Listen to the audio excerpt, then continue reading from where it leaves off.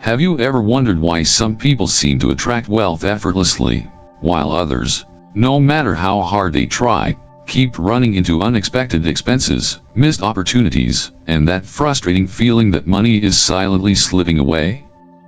The truth is, it's not just about luck, hard work, or destiny. The real issue might be right inside your home, hiding in plain sight in the form of plants you thought were completely harmless. According to ancient Feng Shui principles, every object in your living space emits a specific type of energy. It either supports your growth or quietly works against it. And surprisingly, certain common houseplants can actually block the flow of wealth and prosperity. Even worse, if you've placed these plants in the wrong spot or kept them around too long, you may be unknowingly creating a space that drains your finances, stalls your career progress, and causes money-related tensions to build, without even realizing it.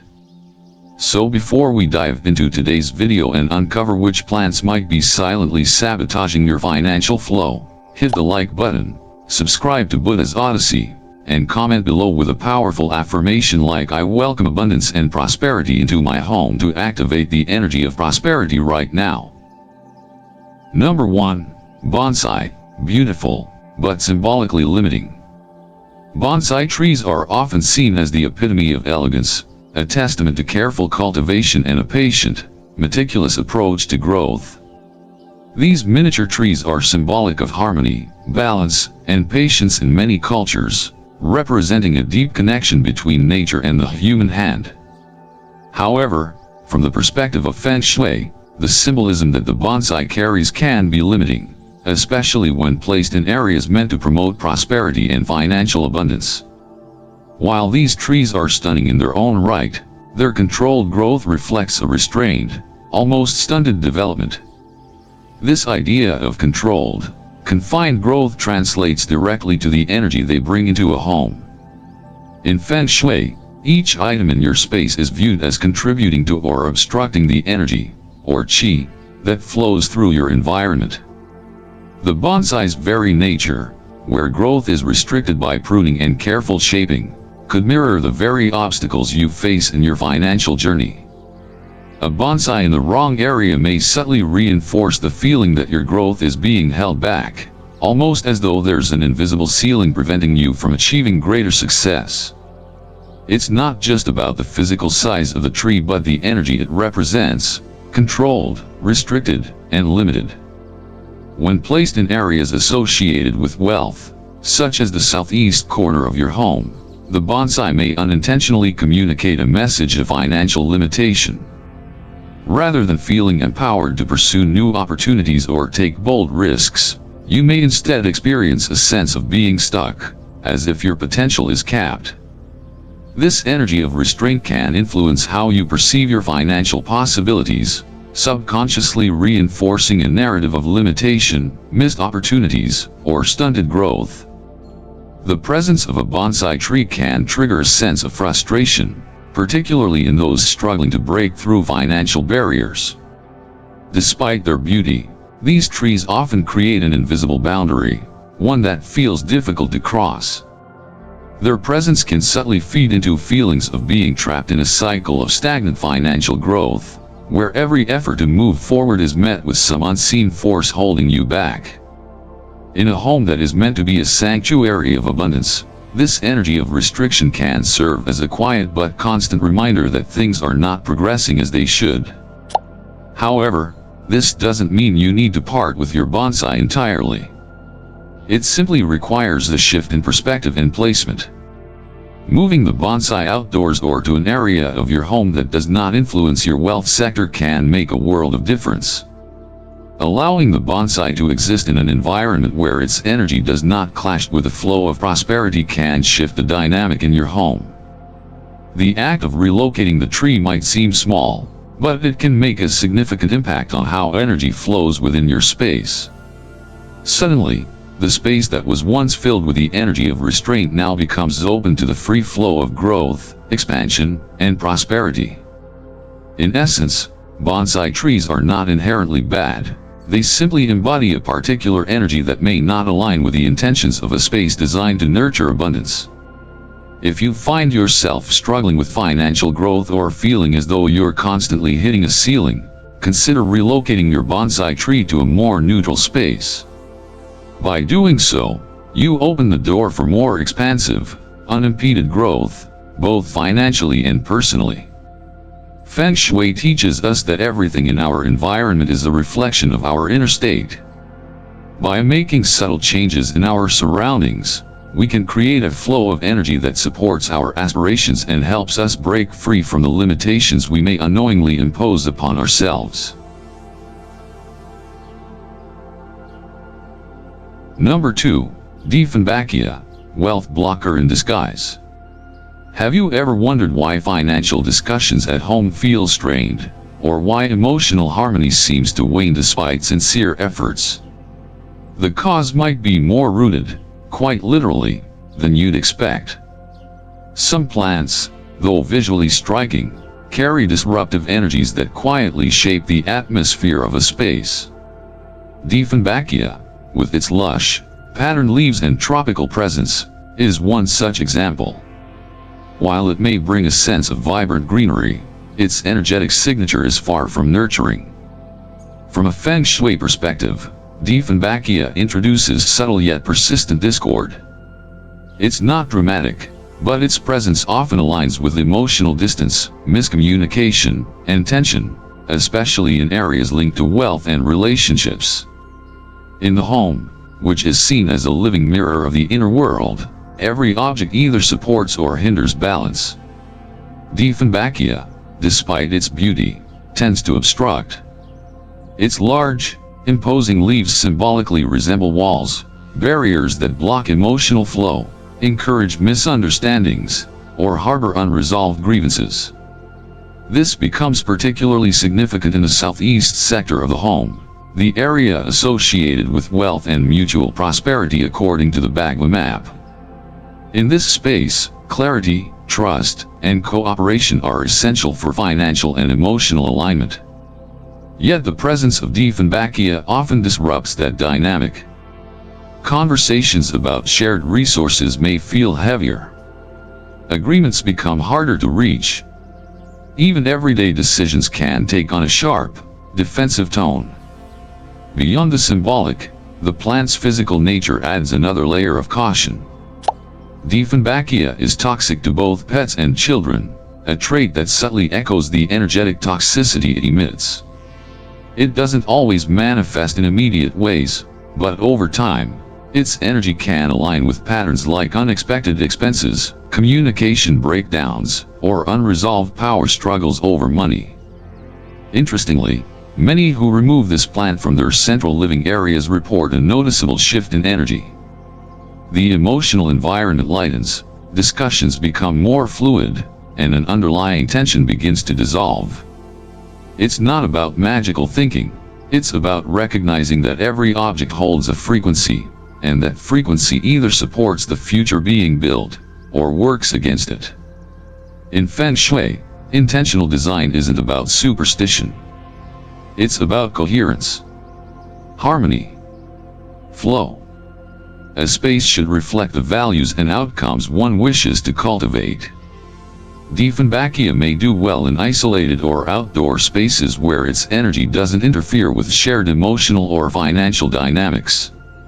But in the core of a home, where energy is meant to circulate like a gentle stream, it often behaves more like an obstruction than an ally. If emotional disconnection or financial tension keeps surfacing in your home, perhaps it's time to look deeper.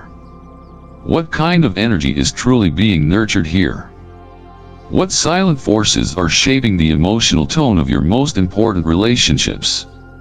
Sometimes, the first step toward harmony is as simple, and as powerful, as choosing what not to grow. Number 3. Ferns, symbol of financial stagnation. Why is it that even when you've done everything right, set clear financial goals, practiced discipline, and created a nurturing home, you still feel stuck, as if your progress is suspended in time? The answer may not lie in your habits, but in the silent energies surrounding you. Ferns, with their soft, feathery fronds and calming green tones, are cherished for their soothing appearance. Found in homes from Japan to Brazil, often hanging gracefully on porches or nestled in living rooms, they carry a certain nostalgic beauty. But in the language of Feng Shui, that beauty conceals a more complex, often limiting, symbolism. Ferns radiate stillness, not the peaceful stillness of meditation, but a kind of quiet inertia. While many plants project upward, expansive energy, ferns remain close to the ground, absorbing rather than circulating qi. In Feng Shui, this quality translates to energetic stagnation, particularly when ferns are placed in wealth areas of the home, traditionally the southeast zone according to the Bagua map. Instead of supporting upward flow, they draw it down. Their natural habitat, shaded, damp, light-deprived, mirrors the energetic tone they bring into a space, subdued, heavy, and introspective. This is the paradox of the fern. It invites calm but often encourages complacency. In spaces meant to foster motivation, growth, and decisive action, such as wealth corners, entrances, or home offices, it acts like an energetic sponge. Slowly, subtly, it soaks up drive and clarity. Not in dramatic, disruptive ways, but through an invisible pull, the sense that no matter how hard you try, something holds you back. That you're running in place. That momentum has turned into murky repetition. And the psychological weight of such stagnation builds. When energy in your home feels heavy, your decisions reflect that heaviness. Risks are postponed. Ideas gather dust. Opportunities are viewed with hesitation rather than hunger. Ferns, in their quiet way, reinforce this resistance. Unlike spiky or dramatic plants, they don't demand attention, they whisper. A subtle not yet that keeps dreams paused just out of reach. It's telling that in cultures where ferns grow wild, especially in tropical regions of Southeast Asia, they are rarely brought indoors for prosperity. There's an intuitive understanding, these plants belong in the forest, under canopies of shade, not in spaces meant to radiate ambition and movement. Their energy harmonizes with the earth, but not always with human aspirations. In Feng Shui, balance isn't just about how things look, it's about how things feel. Energy must move. Intention must rise. And the elements we bring into our homes should reflect the futures we hope to grow. The fern, with its meditative stillness, is best suited for outdoor gardens or quiet corners where rest and reflection are needed. But when placed in the heart of financial or motivational zones, it often becomes a barrier to progress. If your environment feels emotionally flat, if financial opportunities keep slipping through the cracks, or if motivation itself feels dimmed, look again at the plants in your space. Especially those in key energetic zones. Are they lifting you? Or are they lulling you into inertia? Number 4. Cactus, repelling wealth with its thorns. Everyone seems to be getting this wrong. For years, cacti have been praised as symbols of resilience, low maintenance, modern-day guardians of minimalist interiors. Their sharp silhouettes and survivalist aura are often mistaken for power. But from a Feng Shui perspective, placing a cactus indoors, especially in wealth or relationship sectors, is one of the most common and misunderstood ways to block abundance without even realizing it. On the surface, cacti appear strong. They endure harsh climates, conserve resources, and protect themselves with spines. But this very posture of defense, in energetic terms, radiates a constant message: stay away. In Feng Shui, the physical shape of an object speaks volumes. The spines of a cactus are not just natural armor, they are energetic thorns that repel. And they don't differentiate. They push away the bad and the good. Support, opportunity, fortune, everything meets resistance. Wealth energy, by contrast, is fluid, inviting, and expansive. It thrives in spaces that are open, collaborative, and gently guided, not barricaded. The southeast corner of the home, often associated with prosperity, requires nourishment and flow. When a cactus sits there, it interrupts the current. It tells the universe, this space is defended, not receptive. That message can translate into delays, obstacles, and subtle friction around money and relationships. Imagine abundance trying to enter, but hitting a wall of thorns. Not loudly. Not dramatically. Just enough to make things stall. Paperwork goes missing. Deals collapse. Invitations fade. You work harder, but gain less.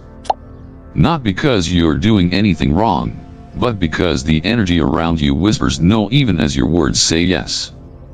In Feng Shui, this contradiction creates what's known as shachi, sharp, cutting energy that agitates rather than soothes.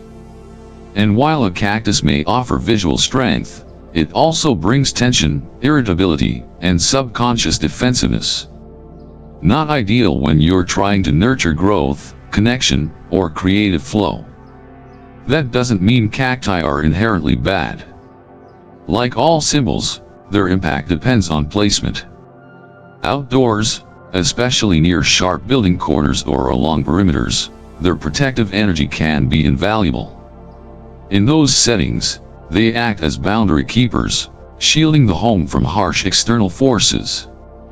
But indoors, especially near entrances, in living rooms, on desks, or in wealth sectors, their energy often clashes with what those spaces are meant to invite: openness, clarity, support.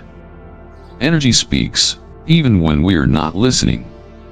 A space filled with thorns is not a space ready to receive. And sometimes, what feels like strength is actually armor that keeps out not just harm, but help. So the question becomes, what are you truly protecting yourself from? And at what cost? If abundance is a guest knocking at your door, the cactus doesn't greet, it guards. And wealth cannot thrive where it isn't welcomed. Your prosperity doesn't grow in a fortress. It grows in light, in trust, in spaces that say, come in. Let's grow together. The cactus, fierce and solitary, belongs outside the gate, not in the garden of your abundance.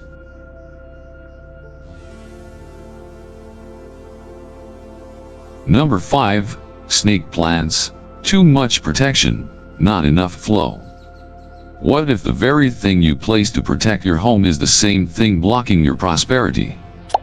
Snake plants, also known as sansevieria or mother-in-law's tongue, are often admired for their sculptural elegance, low maintenance, and air-purifying abilities. In design magazines and wellness circles alike, they are hailed as champions of simplicity and strength. But from the lens of Feng Shui, their sleek, sword-like leaves tell a more complicated story. These plants, though undeniably resilient, carry a kind of energetic rigidity that, if misused, can shut down more than just toxins. It can shut down opportunity. Snake plants embody what's known in classical Feng Shui as metal energy, sharp, focused, boundary enforcing. This can be helpful in small doses, especially near chaotic spaces or entry points where some energetic filtering is needed. But when this energy dominates, especially in areas tied to wealth, creativity, or relationships, it can tip the balance from protection to isolation. The leaves don't just rise, they point, they pierce. And in the language of energy, that shape whispers defense, not invitation. Flow, by contrast, is what wealth and harmony require. Qi needs space to move, to spiral gently through a room, to awaken inspiration and open the doors to synchronicity. When a home is filled with stiff, vertical lines, especially from plants like the snake plant, Qi can become compressed. Energy no longer glides, it tightens. Feng Shui master Eva Wang describes such forms as locking energy into compartments, creating a sense of emotional and energetic congestion rather than vitality. The placement of the snake plant, therefore, becomes everything. Near a doorway, its presence can serve as a silent guardian, filtering out disruptive forces. But in the wealth corner, typically the southeast sector of a home, or beside a workspace, its protective nature can start to repel more than just negativity. It can stall momentum, dull creative spark, prevent collaboration. It's a gatekeeper that doesn't always know when to open the gate. Symbolically, the snake plant is not a host. It's a sentinel. And just like a castle guarded by too many soldiers, a home filled with overly protective energy begins to feel like a fortress. Prosperity cannot thrive where everything is under lock and key. Abundance arrives where there is warmth, where the energy invites rather than interrogates. Interestingly, in some Southeast Asian traditions, snake plants are used intentionally at thresholds, placed beside doors or on outer ledges to shield from spiritual or emotional intrusion. But they are rarely brought into the heart of the home. The message is clear: defense belongs at the edge, not at the center.